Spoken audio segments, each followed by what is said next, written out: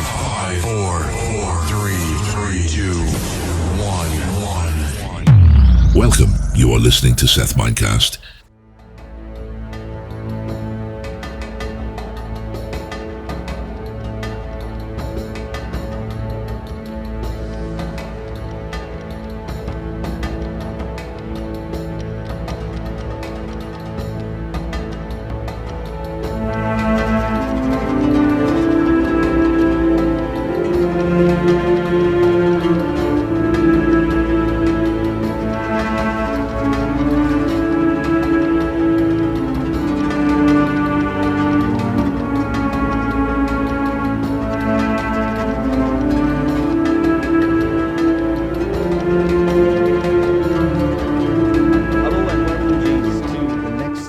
Which is the second episode of Seth Mindcast, and this is Life Lessons from a Warrior. So again, I would touch up a little bit on, having time. Whenever you come to Seth Mindcast, you need time. Come here with a mindset of learning something. Come here with a mindset of taking something home today of what we have discussed here, right?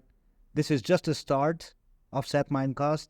And there will be a lot of experienced people coming to the podcast as soon as the studio is ready, as soon as we're done. We have already finalized a contestant, right? A brilliant guy I met, and he will be shortly on the podcast on Seth Mindcast. So come here with a mindset of learning something. If there's any question, comments, or observations, you need to put down in the comment section below, and we'll try to reply to that comment and, proceed with your learnings and your business and everything. So coming back to the story, life lessons from a warrior. So I came up with an idea, with a story in mind, a real story. We grew up in a small town in Gujarat, and back in the days, I'm talking about 50 years down the road, 60 years down the road, the people were different. The mindsets of people were different. There were values of words 60 years back from now.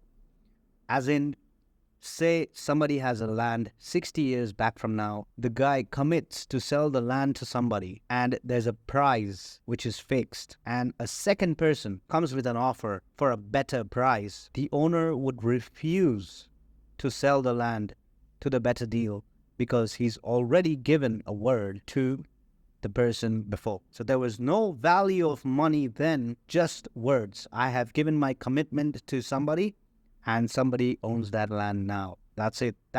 Those were the values. That was the weightage of somebody's word saying, I'm going to do it, and that's how it is. So the lesson number one is be a man of your word. Always say something which you mean. Like if you mean it, only then you would say it, else you don't speak at all. So this builds a persona in people's mind. When you call your business associate, when you call your family or anything or anybody or any topic, and you say this will be done, everybody will believe in you saying if he said it, it's done. If you need a time to sleep over is a very good exercise you do. As in, you're into a discussion, you're buying something, or you need an answer to evaluate something, just say, let me sleep over it. Sleep over it means that I'm going to sleep and think about it, and in the morning, I'll give you the answer.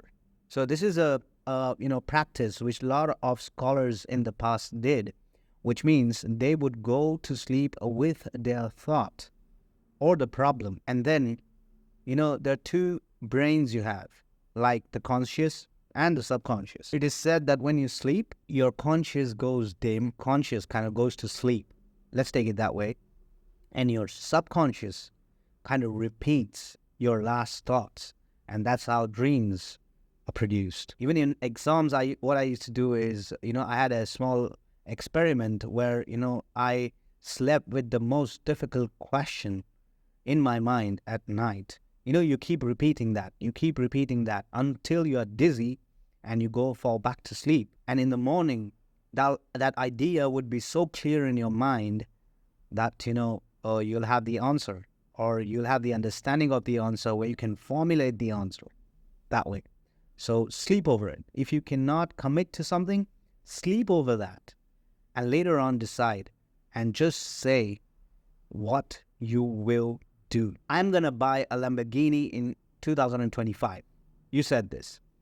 Now, then you have to move mountains and break concretes to get the Lamborghini in 2025. You cannot fail that. If you've said it, that's rock solid. That has to be done. That's it. That's lesson number 1. Be the man of your word, right? This comes from the very roots of my family, and it's a big story. We grew up, listening to stories of our grandfathers, from where they came, where the roots are, and what they did. And these are the lessons kind of circulates in our family, saying this is how it will have to be. Lesson number 2 is do not be a snake, right? You don't have to be two-faced.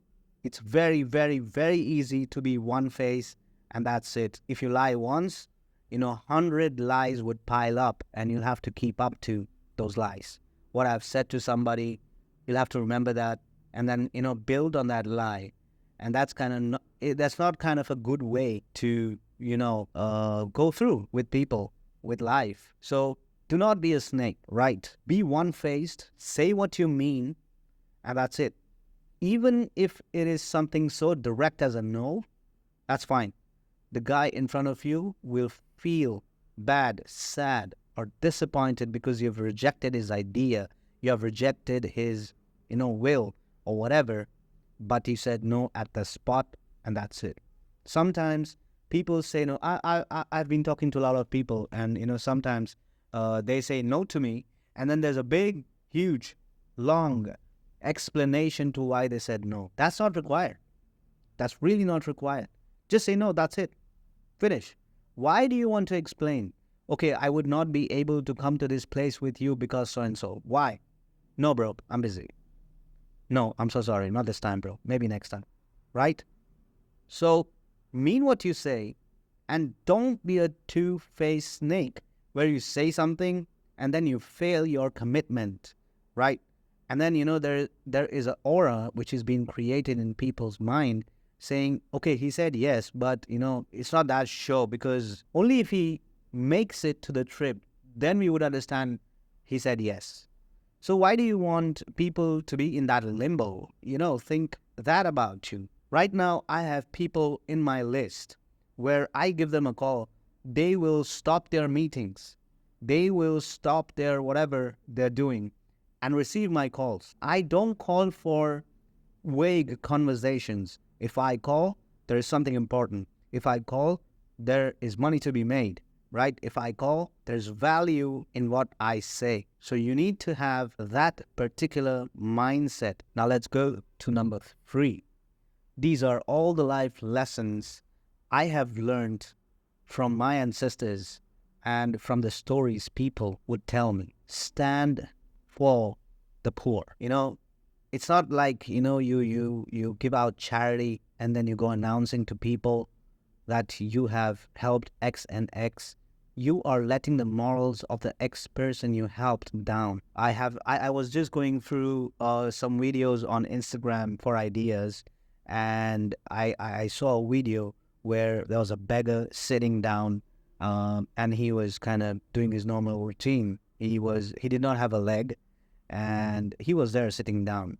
So a guy came, offering money to the beggar. The other guy was taking a video of this whole, offering and receiving action which was taking place in the picture. The beggar refused to take his money. You know why?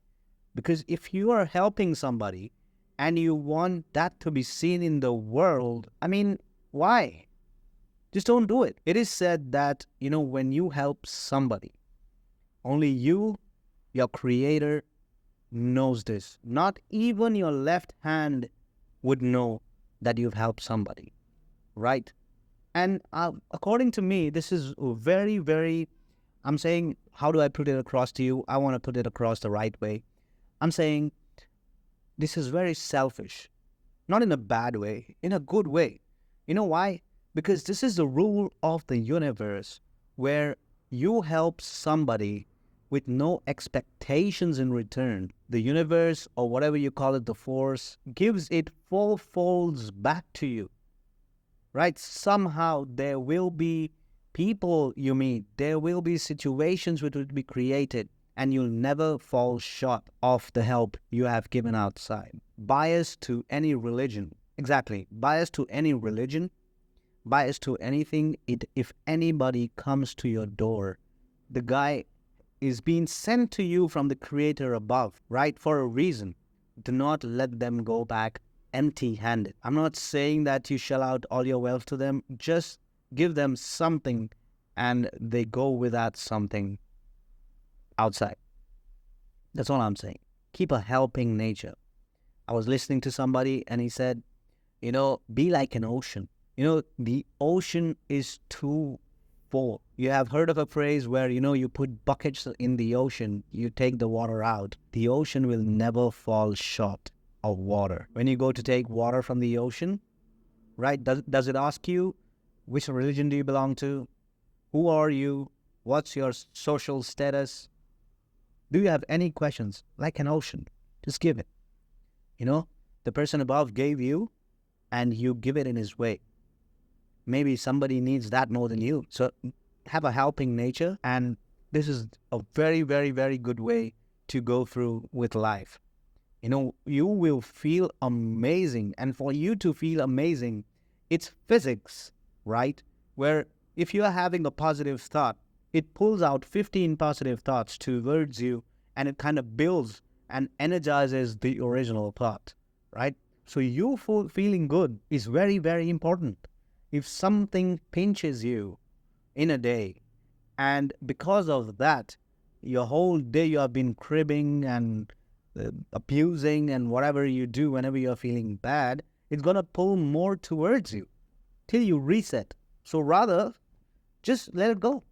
If somebody gives you $1 billion, there was a story which says, if you have $1 million in the bank, and if somebody takes $5 from it, would you be angry at the rest of the million?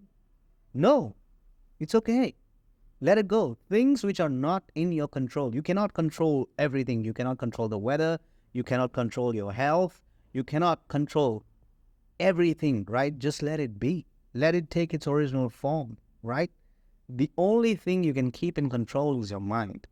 And mind, we're going to come back to that subject. We're going in the next few podcasts, we're going to come back to the subject of the mind, and let me blow your mind of how your mind functions, or of how your mind retains data, right? Mind is the only thing which separates us from any living creature on earth. I have been digging into the subject of mind for as long as I can remember.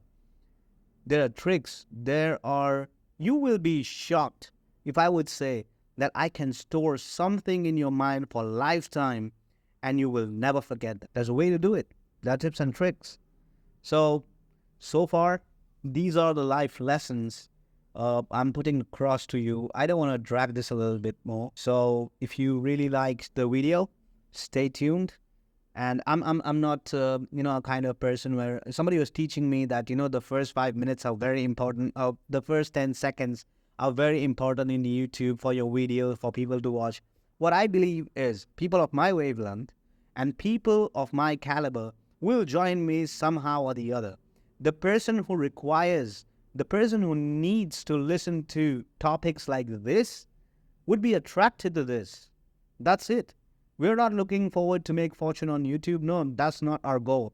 Our goal is to retain this data on my YouTube channel, because more than you, I would need this, right? More than you, I would be here 24/7 on the channel, and I'll be listening to what's happening. I'll be listening to where I did wrong. I'll be updating my vocabulary. So this is so important. I'm putting everything here, documenting this for me to remember that, and subsequently for you to remember that. So thank you so much for joining for the episode 2, and we'll see you in the next podcast.